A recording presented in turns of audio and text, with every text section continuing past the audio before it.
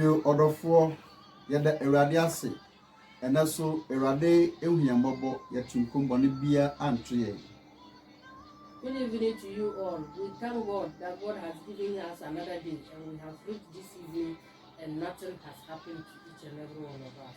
Yedikai amamomu say eyo jembre hour of redemption and a woman. Previously, we already told you that we were doing what?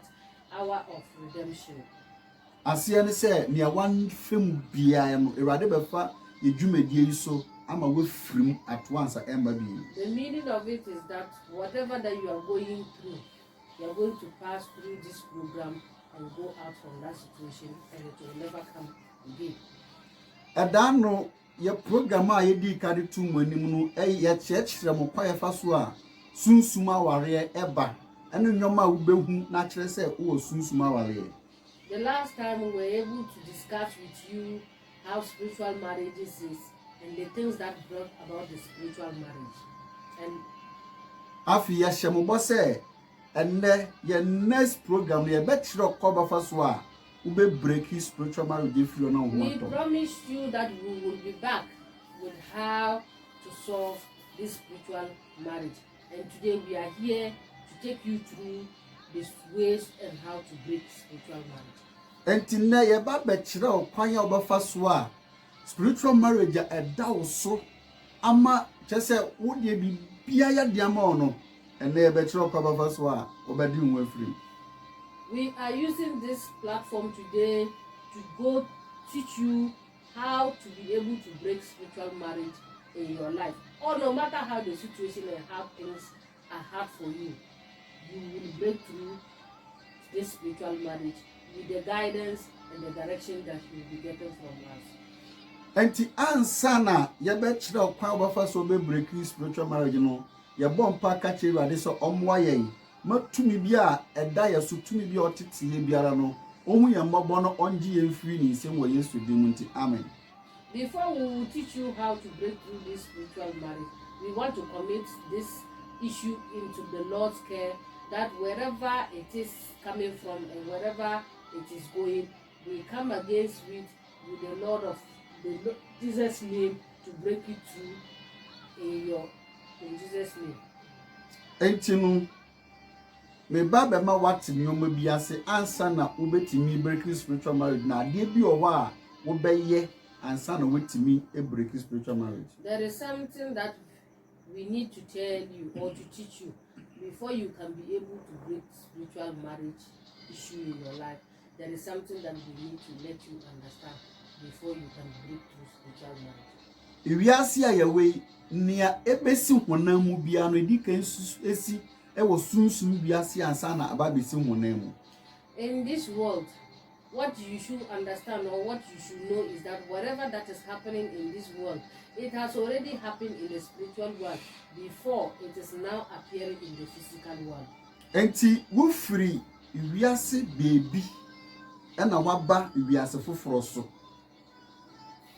So each and every one of us are coming from a spiritual world and we have now come out into the physical world. Enti spiritual world no wa ware wo ho ba me bi edi wachi wo ho pay so peso o ware ebia wa mpene ama no ebia wa pene ama no ena wo firi wo aba wiase mu. There is in the spiritual world, there is somebody who wants you in the spiritual world. There's a man interested in you in the spiritual world and you didn't agree. That same man would follow you into the physical world and still come after you in the physical world. Enti eba sana na chese we obi yire e was spiritual world na wa ba asasi we so. So when it happens that way, it means you are somebody's wife in the spiritual world and then you have now come into the physical world. Enti se we obi yire e wo spiritual world dey na chese nipa no wa ye nwade e wo ho. Nti ansa na obeja wo no chese ukoja na wale wo de no nyoma wo de ye nwade na akoma no. It means when you are married in the spiritual world, it means the person has paid your bride price. That spirit has paid your bride price. And before you will be able to break through and you want to be able to go through, you have to go and return that spirit its bride price. It's just like in the physical world that when you want to break marriage or divorce, or in the it's a tradition that we see that tradition they will ask you to turn the bride price back. It's the same way in the spiritual world. You will have to return that particular spirit its bride price before the two of you can divorce.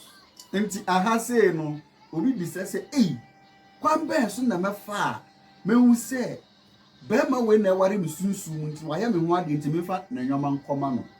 I know as you've heard like this, a lot of you people will be saying surprised and wondering, then if it happens that way, how am I going to know the spirit and how am I even be able to get to that spirit, talk less of sending its bride price back to it, then I will be free. How am I going to do that? Enunti na ye difo nyame edifo ye wo ho nyame betimi afa ye so na ye gine mu abaye sunsum lawyer amaw na ye di asam no na ye timi abo no break sunsum awale no. That is the reason why there is prophets in this world. God has ordained prophets in this world. For things like that, it is always the prophet that goes through.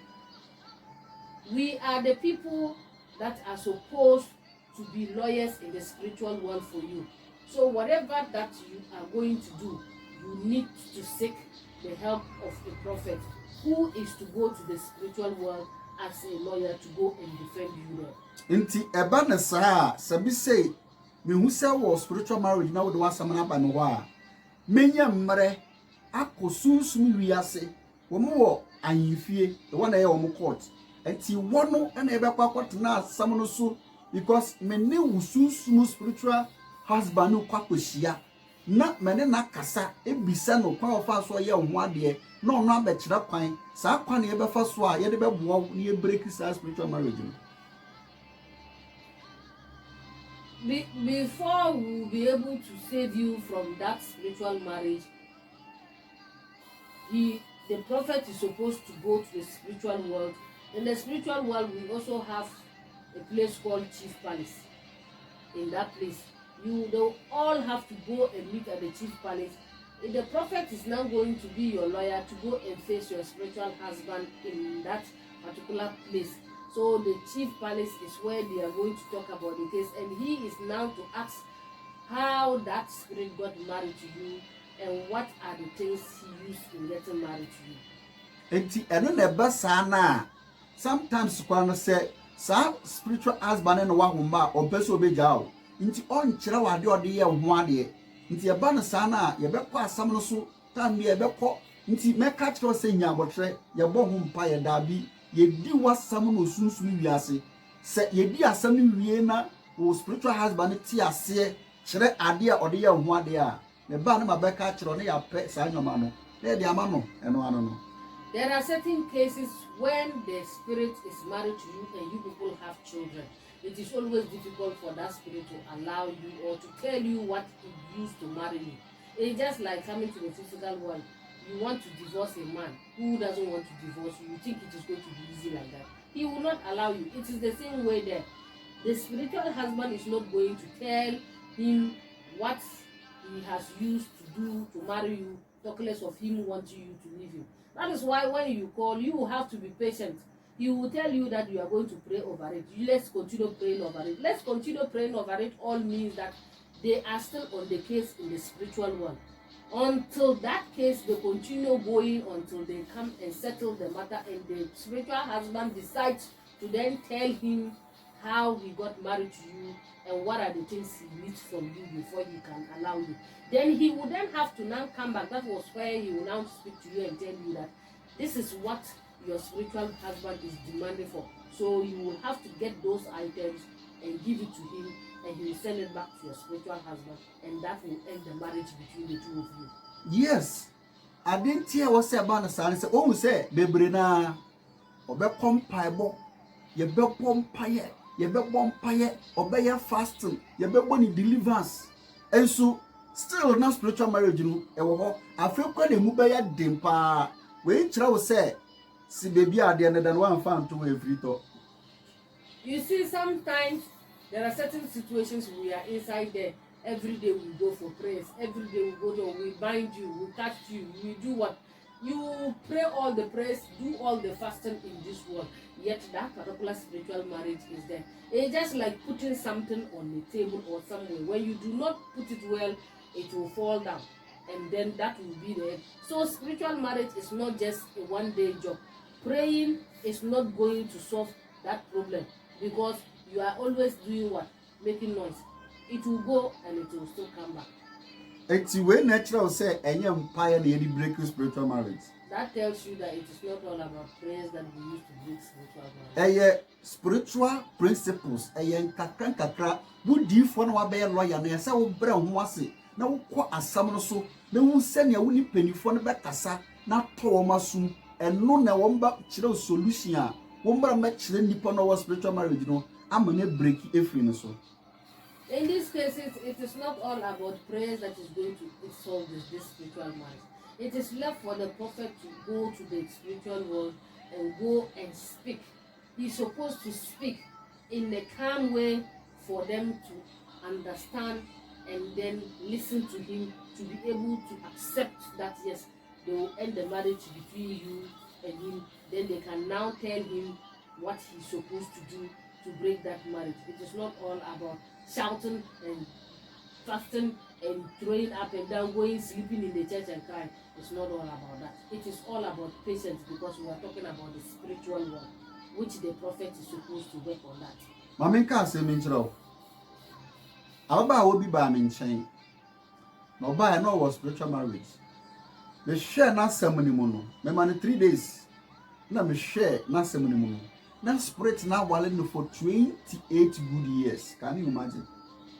One particular lady came before him. She came with a spiritual marriage. And when she came, he asked her to give him 3 days for him to look into the case.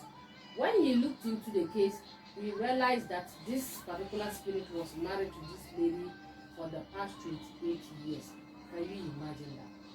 Na me ken ababa wono so we drew mfie a e wo so ware se se over 38 years ba ma bia ba na okọ enunyamfo esikafo papa bi na ba enso wo mo ba acha ye 1 month na obi akọ onti ase na your spiritual marriage ahum na wale no 28 good years.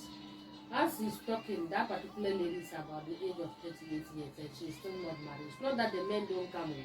Even with rich people driving cars that come. But when they come, the least they can spend is 1 month and they will just go away and leave her.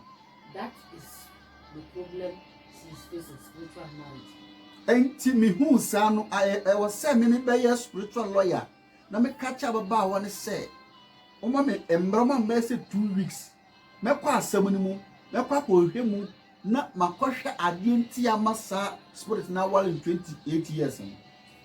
He spoke to the lady and told the lady to give him 3 weeks and be calm and be patient for him to go into the spiritual world and find out how this spirit got married to her for 28 years. Ye ko mu no when we see here sunsun wi ase no na me ko pie ko bi so me ko na me ko pie wo no na edan e wo ye edan keten ye paint white nkoa ti me nkoa na manam ho a me hu obia. He said when he started that thing, that prayer, he had gone to a particular world. The world that he has gone there are these olden times buildings with the roof. They use the grass to roof it, They are standing there. They are the only ones standing there round and painted white. There is nobody at that place. He was left alone there. He was alone in that place. Enti me na me kwa na old man bi pie fi dan ba ku no ka chem say abrantie wo ba be ye de wa ha na me kire say minim obi a wa ha. When he was walking through the building, he was passing by. He saw one old man came out from one of the buildings and called, said, "My son, come here. What are you doing in this place?" And he replied and said, he doesn't know anybody here. Enti papa no ekodem kofa konja brem se maintenance. The old man went into the room and brought the stool that he should sit down. Na oka kire me se onimade enti a me maba. The old man spoke to him and told him that he was aware the reason why he came to this place. Obo ababa woni din pepepe kire me say inipa asimesi nti na waba. He mentioned the lady's name, the same lady now, that it was because of this lady you are in this place. If you say wo ba aberehwe no sunsumu husband na wawale no ba berehwe ni kira kwan na wona na aba bekasa. I know that you have come here to look for the spiritual husband she is married to, so that you and that spiritual husband can talk. Enti papa ne ka kire me say mami nko bebia ono papa kokora no no ware sa lady no. The old man told him that he shouldn't go anywhere. He, the old man sitting here, is the one that has married the lady. Adenti a wa mama nko bebia ono wada no nwadi a kire me say ono no ware girl no kire say ma bre me ho ase me tia no ohwe makoma mu a me yeni papa me nya basabasa enu ntinu sikiti bia o mi obeka kire me. The old man told him that the reason why he decided to listen to him is because when he saw him, he has a good heart. He's a good person. He did not come here to fight, and he is calm. And he greeted him. That is the reason why he decided to show himself for him, so that he will not go far away again, but for the two of them to sit and talk, because he's a good person. Enti old man no ekofa baba one picture be kire me. The old man went and brought the lady's picture and showed it to him. Me hu ye na ini lady ni pepepe. When he saw the picture, that was exactly the same lady. Enti old man ka kire me say e kwaya fa so owale ababa wa no enu ni o kan ni na kire me. So the old man decided to give him the story of the lady, how he got married. Old man ka kire me say lady no ofinije. The old man said the lady is from Niger. Ena wo ma betna Ghana. And they come and settle in Ghana. Na Ghana na wo ma betna no lady no kwatna ne sewa bi nche e wo wenchi. The Ghana that they've come to settle down, the lady went to stay with the Auntie. The lady went to stay with the auntie at a particular village. Enti bebi a okwatna ye na nsuo bi wo ho a eya na omo kwasa bi time na lady ni ya small girl 12 years 13 years no na omo kwasa nsuo ni bi enti okwasa nsuo na ya odware wo nsuo ni mu. That particular village, there is a particular water line somewhere that they always go and fetch. So the lady used to go there to fetch. That time too, the lady was small, at the age of 13 to 14 years. That was where the lady used to go and fetch water. Anytime she goes there to fetch the water, she always go and bath in the water. Enti sa nsuo no sa na old man no ono ye sa nsuo no enti se lady ni we nsuo no okodwale a otna ho a na nani gye no so obewale no sa mbre no a old man say owale lady no. He said anytime the lady entered there to bath, the old man always watch at him and then he admires her. So that is where the old man has the want to marry the lady. Enti kwaya ofa so owale no ni jefo no emba no old man ka chem say emba no wo busu bia ohwe emba no so tina busu ni di oba na chi enti the moment old man yes say oba wale girl pe e na tumi no baaye ono no obeji no ho ade no obeji girl no ho ade ni na ye no ho ade e ma no kuro mu busu. The whole thing happened that because the lady is from Niger, there's a spirit in Niger that protects all the ladies in Niger.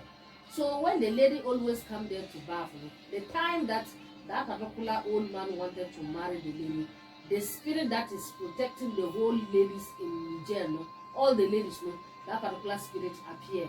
And that particular spirit is the one that hand over the lady's marriage to the old man and collected the bride price from the old man, because that spirit was following that lady, because the spirit is protecting all ladies in Niger. Minia, when we say bibi we ase.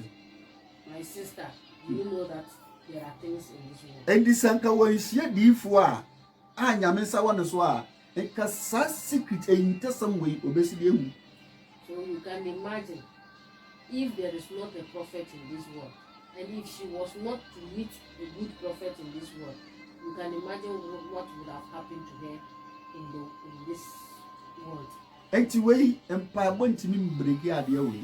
This particular issue, there's no any sort of prayers that can break it. We here spiritual lawyer oye nyame difo no wura sunsum akodi sasem we yamau. This particular case, you need a prophet of God that God has ordained to go to the spiritual world and go and fight this battle for you. Ye wo ahunhun bi wo ye fie a wo mo mpese ye be ware wo mo mpese ye ni beje obetimi agye ho ade wo sunsum na wo nim say ye ho ade ama. There are some spirits in our families that they don't want us to settle down. When those spirits come, they are the ones that go to collect our bride price and they hand over our hand in marriage to another spirit. Enti me bisa papa ne say we de mesra no ababa wo na dumro be ware ono de se no be ya fa ho o se me nka makoma ntomiem se nya me pa de a enka on kire ade a ode ya ababa wo ho ade no on kire da but obe kire me. The spirit said he will not show him what he used to marry the lady, but because he's a good person and he's having a good heart, he shouldn't worry. He should have the patience. He will take his time and show him all the things he used in performing the lady's marriage. Enti old man ko inside no kofa some small calabash bi ebae. The old man went inside and went and brought a small calabash. Enti calabash ni mu no o kire me nyoma bi wo calabash ni mu. When he brought the calabash, he showed him some certain things inside the calabash. Ebi a ring. One is ring. Ebi a veil ya de keta oba anim. One is veil. Ebi a snap. One is snap. And ebi a kola nut mako 7. There is kola nut. 7 of them. And a titiskani bi mako 7. And a white money. The white money, the olden days white money. And no na egu kro ni mu. That was what was inside. Na papa ne ka kire me say. The man told him that Se obejai ababa wona de a che se ye kopesa nyoma ni na de brem. before he will release the lady to them, then he must go and bring all these things for him. Orofo obebi se na we ye besi bia ye. My lovely people, I know you will ask, how are we going to do this? Nyame adom me baye be ka ni na de kire ababa wona one na wofo. By the grace of God, he came and then explained everything to the lady and the family. Ti ye kopɛ nyoma ni na. They went and got all the things. Obebi se e kwama so e na ye de nyoma no koma old man no e wo sunsun. You will still ask, how did we carry those things and went to the spiritual world to give it to the spiritual world? Eno no ye program a eto so miensa ye be kire kwan ye fa so ye ye. That will be our third program we are going to discuss with you. And na baba no wa ware a owo wa wo baako a ne ba no owo 2 years. As we are speaking to you today, the woman, that lady is married and even having a child who is about 2 years old. Orofo wo de ne nke kire wate. Your own is not left behind. Minimo bisu a me ankasa me hu no na o hyenkawa ya ye ne nkawa ya hye ne kawo 2 ehye ne nsa. He himself have seen a lady with his own eyes who was wearing a marriage ring, 2 of them in her hand. Enso onamo a o se onware enso na ya hye ne nkawa ya ware no osunsun o se nkawa. She's walking about and saying that she is not married, yet they have married her in the spiritual world. Ono so ye bo anu man kawa no ye yi ne life eto wo man ne wa wale. Same issue, the prophet had to remove the rings from the hand and put it down. Live, you can see the rings, and before she is now married. Se wo pese wo break spiritual marriage enye ye bonu tuo pay wo Yesu mojam pay da bi enye spiritual process. If you want to break spiritual marriage, it is not about prayers. We cast you, we bound you, Holy Ghost fire. It is not that one that is going to break the marriage. Enti mesraw koso na hweye na follow your page no na share na ye be kire kwan abafa so a wo de sanyoma we ebe kho na we break we fi spiritual marriage ama wo so we die wa brabo we. Be patient, follow us, share and subscribe and comment and watch how we are going to take you through the procedure on how to break through spiritual marriage. Enti se wo pese ye kire okwa e befa so a wo gada nyoma ni na wo de bekọ no be wan kase wetime break with spiritual marriage. We hear sofo, we hear difuo bia na yankase ya kire wo de a and the comment na ka say yes difuo kire me kwan ya me mfa so. If you are somebody who wants you, your personal self, to break through your spiritual marriage, for a prophet to show you that these are the things you are supposed to do to break your own spiritual marriage without the support of a pastor or prophet or any other person, but you yourself, just comment, go to the comment section and comment that yes, prophet, show me the way to break it. Eradi onka o minim se weni age pa se also bedroom with spiritual marriage but wa bre ebe yi wate. May the good Lord be with you, and we know you are happy that yes, you have gotten the way to break your spiritual marriage. Don't be left behind. You will definitely see through and break it in Jesus' name. Hour of redemption. Peace. Shalom.